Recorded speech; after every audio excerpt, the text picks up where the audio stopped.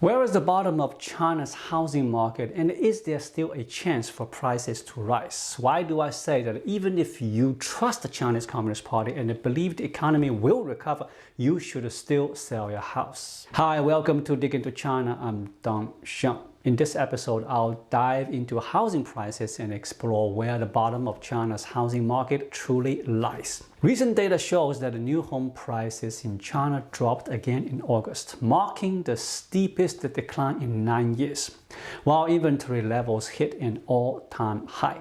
The state of China's real estate market is worsening with each passing month. In light of this ongoing decline in housing prices, two main perspectives have emerged in the market. One perspective comes from market purists who believe that the housing price should fail. They argue that China's real estate market has already hit its limit and the people can no longer afford such high prices. With the economy still on a downward slope, they see the decline in housing prices as inevitable. Regardless of government intervention, in the short term, they believe this trend cannot be reversed. The other perspective comes from those who believe in the government's all-encompassing power. They argue that the Chinese Communist Party can save the real estate market if it chooses to, and that housing prices can be stabilized if the party steps in. For those with this belief, there's little more to say. However, even they may wonder where the bottom of housing prices truly lies. Lately, this group has found a glimmer of hope as the latest stimulus package seems to include numerous policies aimed at rescuing the real estate sector. This has created the illusion that a recovery in the housing market may be on the horizon. However, this perspective is fundamentally flawed. There's no need to discuss whether the Chinese Communist Party has the capability to rescue the real estate market. The truth is that the party currently does not wish to intervene. Although some policies in this stimulus package are favorable to real estate, the party is not aiming to inflate housing prices again. Their priority is more about preventing a collapse and containing the risks associated with it. Let's review the stimulus policies and analyze the specific measures related to real estate. In this round of stimulus, the policies can be divided into four key categories: lowering the down payment ratio, lifting purchase restrictions, reducing loan interest rates, establishing a 300 billion yuan refinancing fund for affordable housing. Although these policies may seem to support the real estate market, their real intent is to stimulate consumption and maintain stability. For example, the reduction in loan interest rates primarily affects existing loans, benefiting those who have already taken out mortgages. This measure clearly does not encourage new home sales. By lowering the interest rates for current borrowers, the goal is to reduce the risk of defaults that could result in significant bad debts for banks, potentially leading to a systemic financial crisis. Furthermore, reducing monthly mortgage payments can enhance consumer spending among these individuals. Thus, while this approach appears to bolster real estate, it is primarily aimed at maintaining banking risks and promoting consumption. The 300 billion yuan refinancing fund for affordable housing serves a similar purpose. What is this fund designed to do? According to Xinhua News Agency, it aims to allow state-owned enterprises to purchase unsold commercial properties at reasonable prices, which will then be repurposed as affordable housing. This initiative helps struggling real estate companies by alleviating some of their excess inventory, thereby preventing large-scale bankruptcies due to cash flow problems that could endanger the banking sector and threaten social stability. In summary, although Xi Jinping has shifted some of his views on the Chinese economy in this round of stimulus policies, his stance on real estate remains unchanged. The Chinese Communist Party has historically relied on a land finance system tied to real estate to support the local government operations, which Xi has never fully embraced. Early in his leadership, he advocated for the principle of housing is for living in, not for speculation, with the goal of reducing the party's dependence on real estate. However, he was unable to implement this effectively at that time.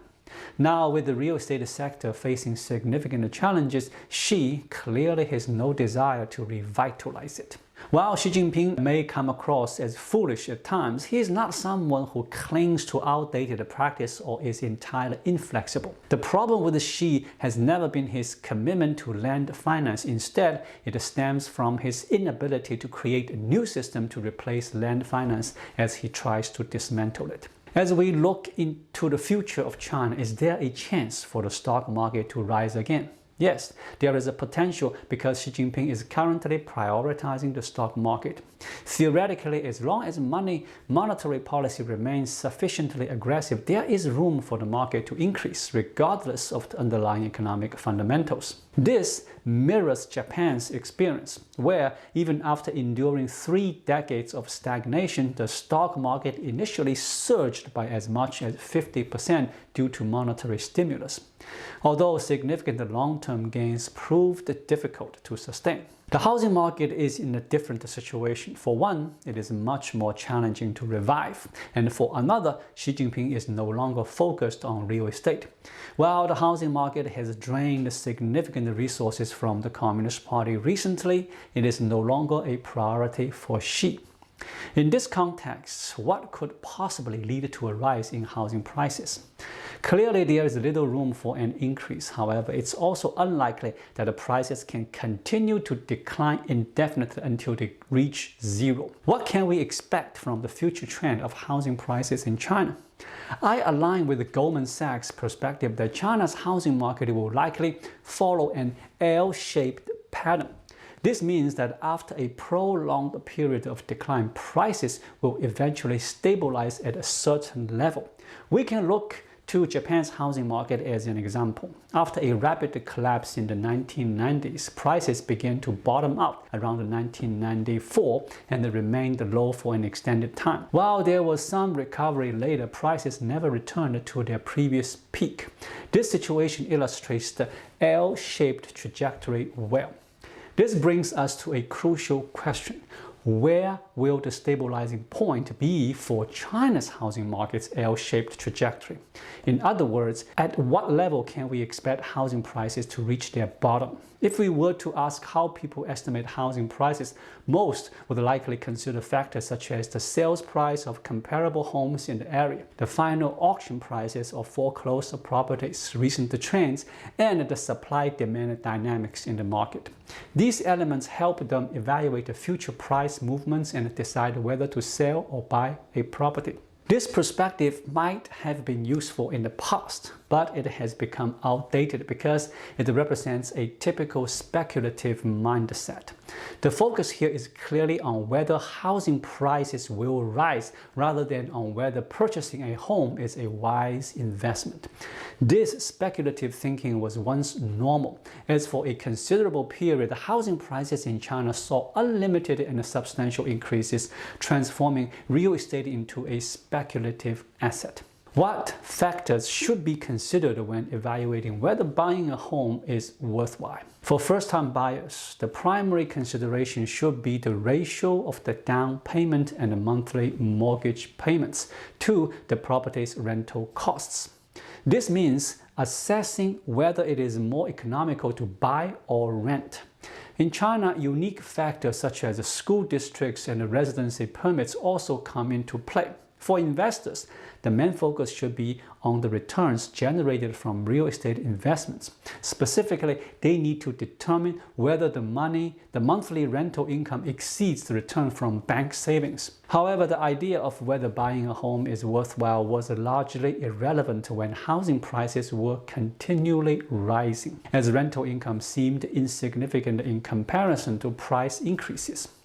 Once the consensus that the property prices would keep rising fades, housing prices must revert to their inherent characteristics. At that point, purchasing a home will require a careful evaluation of its true value. Simply put, first-time buyers will need to consider whether it's more cost-effective to buy or rent. For investors, the focus shifts to comparing returns from real estate investments against those from stocks or other financial products. Ultimately, we can only determine the true bottom of housing prices in China when the cost effectiveness of renting versus buying, as well as the comparative benefits of investing in real estate versus stock or financial products, reach a balanced state. This equilibrium will represent the real value of housing prices in the future. So, how can we assess whether it's worthwhile? We can simplify the process of buying a home into a straightforward formula. Let's consider two types of investment. One option is depositing 1 million yuan in the bank, which earns a stable annual interest of 2%, amounting to 20,000 yuan. The other option is investing that same 1 million yuan in real estate, which must also generate an annual income of 20,000 yuan to be deemed a worthwhile investment. This level of return is crucial for stabilizing the downward trend in Chinese housing prices and ensuring price stability, ultimately leading to the so-called L-shaped bottom. Does this mean that an annual interest of 20,000 yuan is equivalent to earning 20,000 yuan in rent? Not quite. Real estate comes with depreciation costs, even when amortized over 50 years. That's about 2% each year. Furthermore, renting out a property incurs brokerage fees, and there's a risk of vacancy if it doesn't rent out. In some countries, there are also property taxes to consider. Thus, the actual rental income needs to be greater than, or at least equal to, the bank interest, the annual fixed depreciation costs of the property, and any applicable property taxes. This formula allows us to determine the future bottom of China's housing prices. It's the annual rent divided by the expected annual return. For example, let's consider a city like Nanjing. There is a property called Shi Mao Cui Can Jiangshan, where a 125 square meter apartment rents for approximately 3,300 yuan per month. Over the course of a year, that amounts to about 40,000 yuan in rent. This figure represents the total income generated from this investment. If we evaluate this return, aiming for an annual income of 40,000 yuan at a bank interest rate of 2%, this property would equate to the value of 2 million yuan if invested in a bank wealth management product. Therefore, this property is valued at 2 million yuan. However, as I mentioned earlier, the 40,000 yuan in rent cannot be compared directly to return from bank wealth management, as there are numerous costs associated with buying a home. So how much do these costs amount to?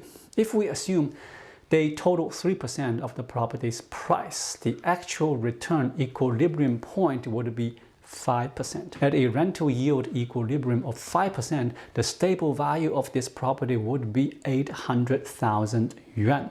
This means that the return from investing in this property would be similar to those from an 800,000 yuan investment in a bank wealth management product.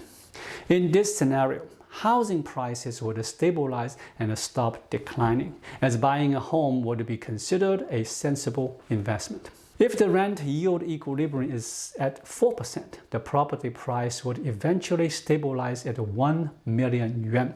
This formula suggests that as rental income increases, future property price will also rise. Conversely, if the rental yield equilibrium is higher, future property prices will decrease.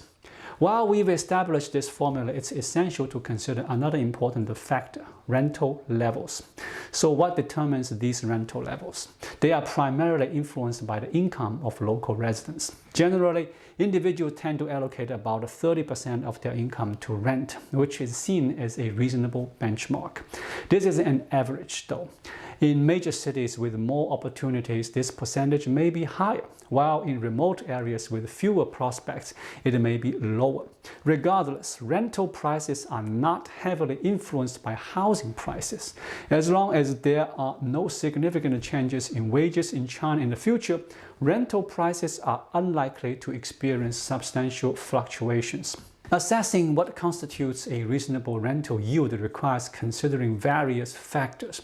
In most countries and cities, a return rate of 4% to 6.5% is considered standard. Currently, however, China's average rental yield is around 2%. While this may have been acceptable during times of rising property prices, it's evident that a 2% yield is no longer reasonable or sustainable.